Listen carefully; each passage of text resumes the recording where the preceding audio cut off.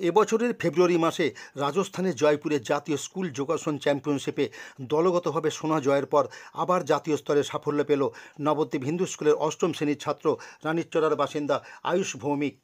গত 18 থেকে 20 জুন কর্ণাটকের মহীশূরে কেন্দ্রীয় শিক্ষা মন্ত্রকের অধীন the national council of educational research and ট্রেনিংয়ের শাখা regional institute of education Mysore আয়োজিত জাতীয় যোগা অলিম্পিয়াডের ষষ্ঠ থেকে অষ্টম শ্রেণীর বিভাগে দলগতভাবে স্বর্ণপদক পেল 4 সদস্যের অন্যতম আয়ুষ। তারই সাফল্যে গর্বিত নবদ্বীপের মানুষ। মাইসুরুতে যোগা অলিম্পিয়াডে তুমি প্রথম স্থান অধিকার করে সোনা জিতেছ, কেমন লাগছে তোমার? আমার খুবই ভালো লাগছে। 4 জনের যে গ্রুপটা হয়েছিল মিডল বয়েজের, তো ওখানে আমরা 4 জনের সবাই গোল্ড মেডেল জিতে আসি ওয়েস্ট বেঙ্গলের বোর্ড থেকে। আমার খুবই ভালো লাগছে। ওখানে কদিনের কম্পিটিশন হয়েছিল?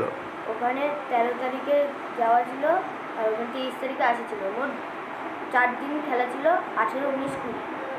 তোমার এই একটা বিভাগই ছিল 6 to 8? হ্যাঁ। এই ক্লাসের মধ্যে যে গ্রুপ, সেই গ্রুপে তুমি গোল্ড পেয়েছো। তোমার নাম? আয়ুষ ভৌমিক, বাড়ি রানীরচড়া, চাকুচড়া, নবদ্বীপ, নদীয়া। তুমি নবদ্বীপ হিন্দু স্কুলের ছাত্র।